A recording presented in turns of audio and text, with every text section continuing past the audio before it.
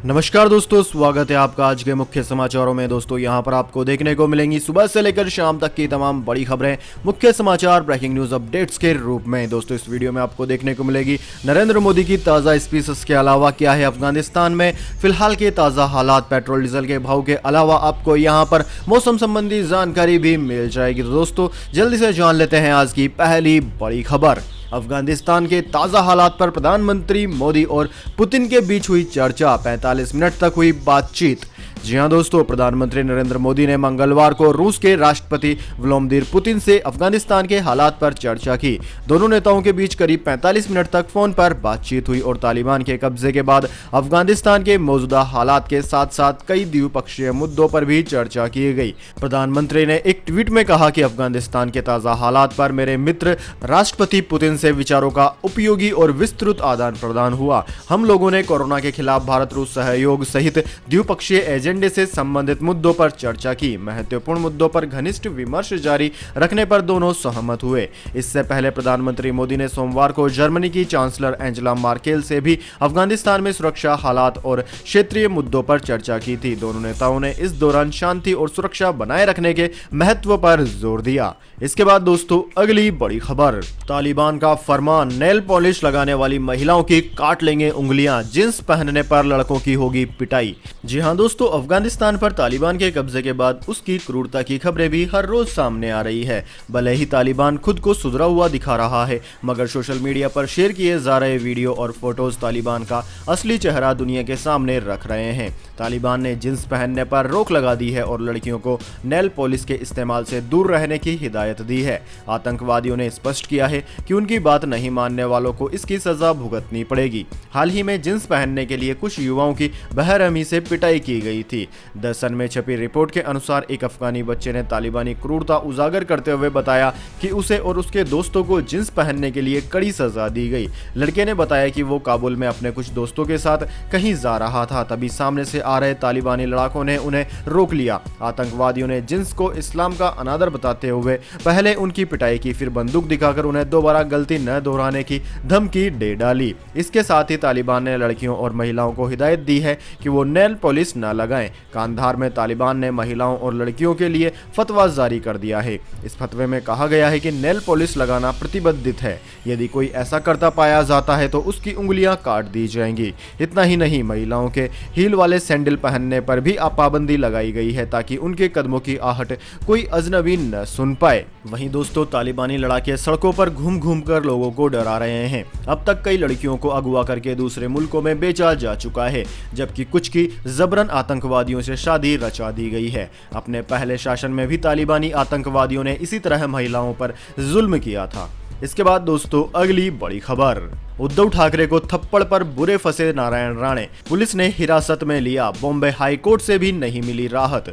जी हां दोस्तों, महाराष्ट्र के मुख्यमंत्री उद्धव ठाकरे को थप्पड़ मारने की बात कहकर केंद्रीय मंत्री नारायण राणे बुरी तरह फंस गए हैं। रत्नागिरी कोर्ट से अग्रिम जमानत खारिज होने और बॉम्बे हाईकोर्ट से भी कोई राहत नहीं मिलने के बाद पुलिस ने नारायण राणे को हिरासत में ले लिया। संभवतः महाराष्ट्र की राजनीति में यह पहली बार हुआ है जब राज्य सरकार ने केंद्रीय मंत्री के खिलाफ ऐसी कार्यवाही की है। सीएम उद्धव ठाकरे पर विवादित बयान देने के बाद नारायण राणे के खिलाफ महाराष्ट्र के नासिक, पुणे और महाड़ में एफआईआर दर्ज कराई गई थी। उनके खिलाफ नासिक में आईपीसी की धारा 500, 505(2) और 153(b) के तहत केस दर्ज किया गया है। दोस्तों गिरफ्तारी से बचने के लिए नारायण राणे ने पहले रत्नागिरी की एक अदालत में अंतरिम जमानत के लिए याचिका दाखिल की थी, जिसे कोर्ट ने खारिज कर दिया। इसके बाद नारायण राणे ने बॉम्बे हाईकोर्ट का रुख किया था और अपने खिलाफ दर्ज तीनों एफआईआर को रद्द करने की मांग की थी, लेकिन कोर्ट ने भी उन्हें कोई राहत नहीं दी। वैसे दोस्तों आपकी जानकारी के लिए बता दें, केंद्रीय मंत्री नारायण राणे ने जन आशीर्वाद यात्रा के दौरान दावा किया था कि मुख्यमंत्री उद्धव ठाकरे ये भूल गए थे कि देश कब आजाद हुआ था। उन्होंने यह भी दावा किया था कि साल भूलने के बाद उन्होंने अपने सहयोगी से पूछा। इस पर राणे ने कहा था कि ये शर्मनाक है कि मुख्यमंत्री को ये नहीं पता कि हमें आजाद हुए कितने साल हो गए। अपने भाषण के दौरान उन्होंने पीछे मुड़कर अपने सहयोगी से पूछा था, अगर मैं वहां होता तो उन्हें जोरदार थप्पड़ मारता। इस पर ही सारा बवाल हुआ।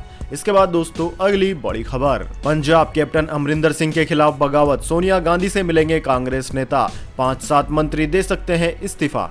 जी हां दोस्तों, चुनावी राज्य पंजाब से बड़ी खबर सामने आई है। मुख्यमंत्री कैप्टन अमरिंदर सिंह के खिलाफ बगावत हो गई है। 3 मंत्री और 20 कांग्रेस विधायक कैप्टन सरकार के ग्रामीण विकास मंत्री तृप्त राजेंद्र बाजवा के घर मिले। आज ही कैप्टन के खिलाफ कांग्रेस का धड़ा सोनिया गांधी को मिलने दिल्ली जाएगा। दोस्तों, कैबिनेट मंत्री सुखजिंदर रंधावा, सुखबिंदर सरकारिया, तृप्त जिंदर बाजवा, चरणजीत चन्नी और महासचिव प्रगट सिंह दिल्ली जाएंगे। दोस्तों, खबर है कि 5 से 7 मंत्री इस्तीफा भी दे सकते हैं। जानकारी के मुताबिक तृप्त राजेंद्र बाजवा के घर पर 3 मंत्री और 20 कांग्रेस विधायकों की यह बैठक करीब 2 घंटे तक चली। इस बैठक में चर्चा हुई कि कांग्रेस सरकार का प्रदेश में प्रदर्शन अच्छा नहीं है। पार्टी पहले जहां खड़ी थी आज भी वहीं खड़ी है। हम चुनाव की तरफ बढ़ रहे हैं, ऐसे में लोगों में सरकार के खिलाफ नाराजगी है। इसके बाद दोस्तों, अगली बड़ी खबर, काबुल में यूक्रेन का विमान हुआ हाईजैक, ईरान की तरफ ले जाने की है खबर। जी हां दोस्तों, अफगानिस्तान की राजधानी काबुल में यूक्रेन के एक विमान को हाईजैक करने की खबर है। यह विमान यूक्रेनी नागरिकों को बाहर निकालने के लिए अफगानिस्तान पहुंचा था। यूक्रेन के डिप्टी विदेश मंत्री येवगेनी येनिन ने मंगलवार को इसकी जानकारी दी। वहीं रूसी मीडिया का दावा है कि इस प्लेन को हाईजैक के बाद ईरान की तरफ ले जाया जा रहा है।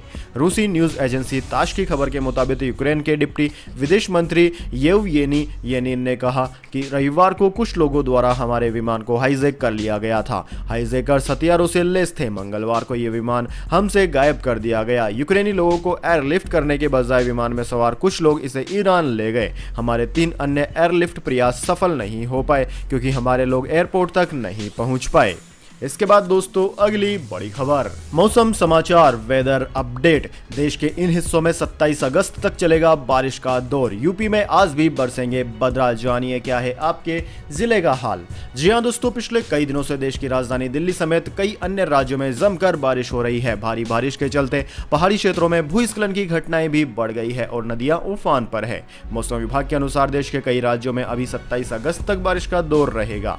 भारतीय मौसम विज्ञान विभाग ने बताया कि अगले कुछ घंटों में पश्चिमी उत्तर प्रदेश के मेरठ, संभल, सियानी, बहजोई समेत कई क्षेत्रों में गरज के साथ बारिश होने की संभावना है। इसके साथ ही इंडियन मेट्रोलॉजी डिपार्टमेंट ने कहा है कि सिक्किम, पश्चिम बंगाल, असम और मेघालय सहित पूर्वोत्तर भारत के कुछ हिस्सों में 27 अगस्त तक भारी बारिश होने की संभावना है। इस दौरान बिहार में भी बारिश का दौर जारी रहने की उम्मीद है। वहीं दोस्तों, पूर्वी उत्तर प्रदेश और उत्तराखंड में 27 अगस्त तक भारी बारिश, तमिलनाडु, केरल और महाराष्ट्र के कई हिस्सों में 24, 25, 26 और 27 अगस्त को बारिश होगी। राजस्थान के कई हिस्सों में 27 अगस्त तक हल्की बारिश होने की संभावना है।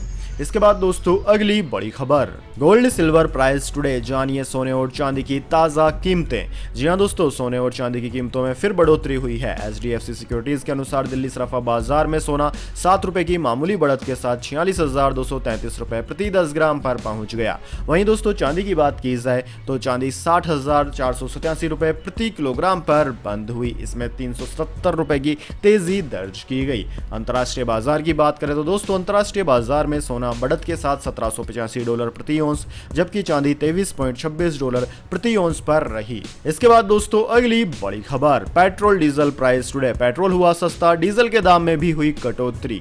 जी हां दोस्तों, पेट्रोल और डीजल दोनों की कीमतों में मंगलवार को गिरावट देखी गई। दिल्ली में पेट्रोल 15 पैसे सस्ता होकर 101.49 पैसे प्रति लीटर है, जबकि डीजल भी 15 पैसे सस्ता होकर 88 रुपए 92 पैसे प्रति लीटर पर बिक रहा है। वहीं दोस्तों, आर्थिक राजधानी मुंबई की बात करें तो मुंबई में पेट्रोल सस्ता होकर 107.52 रुपए प्रति लीटर, जबकि डीजल 16 पैसे सस्ता होकर 96 रुपए 48 पैसे प्रति लीटर पर बिक रहा है। इसके बाद दोस्तों, अगली बड़ी खबर, अफगानिस्तान के आखिरी गढ़ पर भी कब्जे के करीब है तालिबान। सरेंडर की तैयारी में पंजशीर के शेर का बेटा अहमद मसूद। जी हां दोस्तों, तालिबान अब अफगानिस्तान में अपनी पूर्ण जीत के करीब है। खबर है कि पंजशीर के लड़ाके मदद और संसाधन की कमी के चलते आत्मसमर्पण करने की योजना बना रहे हैं। कुछ रिपोर्ट्स सामने आई है जिनमें बताया जा रहा था कि पंजशीर के शेर कहे जाने वाले अहमद शाह मसूद के बेटे अहमद मसूद के नेतृत्व में तालिबान के खिलाफ जंग छेड़ने की तैयारी है। खास बात यह है कि चाहे 1990 का गृह युद्ध हो या उससे एक दशक पहले सोवियत का दखल, पंजशीर घाटी पर कोई फतह हासिल नहीं कर सका। द टेलीग्राफ की रिपोर्ट के अनुसार पंजशीर में लड़ाके संसाधन और अंतर्राष्ट्रीय स्तर पर सहायता नहीं मिलने के चलते सरेंडर करने की तैयारी कर रहे हैं। मसूद के सलाहकार, जिनकी पहचान द टेलीग्राफ ने उजागर नहीं की है, उन्होंने बताया कि 32 वर्षीय अपने सम्मान के साथ हथियार डालने का रास्ता तलाश रहा था। उन्होंने कहा कि पंजशीर तालिबान से नहीं लड़ सकता। तालिबान के पास भारी ताकत है। उन्होंने कहा कि यह 1980 नहीं है। तालिबान के पास मजबूत लड़ाके हैं और अब तो अमेरिकी हथियार भी उनके हाथ लग चुके हैं, जबकि पंजशीर के पास केवल 6000 लड़ाके हैं। इसके बाद दोस्तों अगली बड़ी खबर, भोपाल की भाजपा सांसद प्रज्ञा ठाकुर का बयान, कहा पेट्रोल डीजल महंगा नहीं, ये सब कांग्रेसियों का प्रोपोगेंडा है। जी हां दोस्तों, पेट्रोल डीजल की बढ़ती कीमतों से आम लोगों को परेशानी हो रही है। एमपी के कई जिलों में पेट्रोल 112 रुपए लीटर है, डीजल भी 100 रुपए को पार कर गया है। लेकिन भोपाल की बीजेपी सांसद साध्वी प्रज्ञा सिंह ठाकुर को पेट्रोल डीजल महंगा नहीं लगता है। मंगलवार को भोपाल में हुए एक कार्यक्रम में उन्होंने कहा कि पेट्रोल डीजल कोई महंगा नहीं है, ये सब कांग्रेसियों का फोकट का प्रोपोगेंडा है। उन्होंने यह भी कहा कि कोरोना काल में कांग्रेस के विधायक जनता की सेवा करने नहीं आए क्योंकि उन्हें कोरोना का डर था, जबकि बीजेपी विधायक सेवा करने में लगे रहे। दोस्तों, मध्य प्रदेश में पेट्रोल के दाम 110 रुपए प्रति लीटर से ज्यादा है, जबकि डीजल भी कई शहरों में 100 रुपए को पार कर गया है। फिर भी एक लोकसभा सांसद की ऐसी बातें आपको कहां तक ठीक लगती है? कमेंट में अपनी राय जरूर दें। तो दोस्तों, यह थी आज की तमाम बड़ी खबरें। इसके बाद दोस्तों अब बारी आती है आज के माइंड क्विज क्वेश्चन की।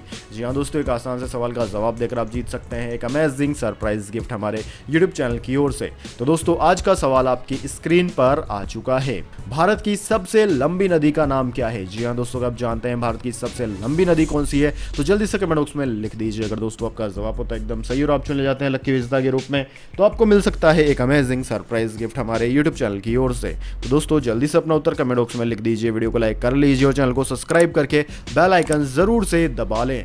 धन्यवाद। वंदे मातरम। जय हिंद, जय भारत।